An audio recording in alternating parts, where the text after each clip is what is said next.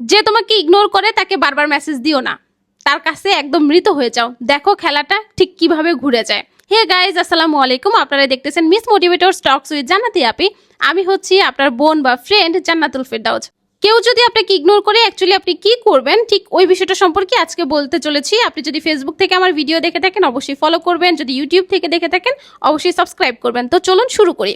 যদি তুমি বারবার মেসেজ দাও, কল দাও আর সে ইগনোর করে, তখন তুমি তাকে না, অ্যাকচুয়ালি তোমার নিজের দামটাই তুমি হারায় ফেলতেছো তার কাছে। একটা কথা মনে রাখবা, যেখানে তোমার গুরুত্ব হয় না, গুরুত্ব নাই, সেখানে উপস্থিত থাকাটা অ্যাকচুয়ালি অপমান।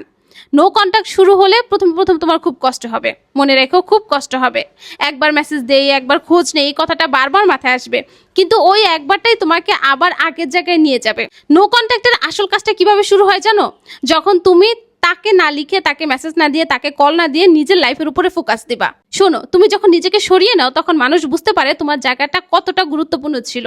হয়তো সে ফিরে আসবে, হয়তো আসবে না, কিন্তু একটা জিনিস নিশ্চিত, নো কন্ট্যাক্টে তোমাকে এমন একটা জায়গায় নিয়ে যাবে যেখানে তুমি আর কাউকে ধরে রাখার জন্য ভিক্ষা চাইবা না।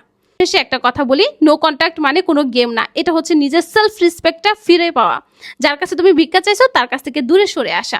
কেউ যদি তোমাকে ইগনোর করে, চুপচাপ সেখান থেকে সরে আসো, কারণ যে তোমাকে হারানোর ভয় পায় না সে তোমাকে পাওয়ার যোগ্য না।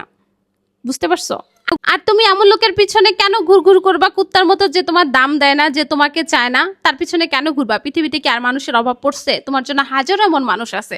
জাস্ট নিজের উপরে ফোকাস দাও, নিজে কাজ করো, টাকা পয়সা ইনকাম করো। সব মেয়েরা তোমার পিছনে লাইন দিবে, সবাই তোমার পিছনে লাইন দিবে।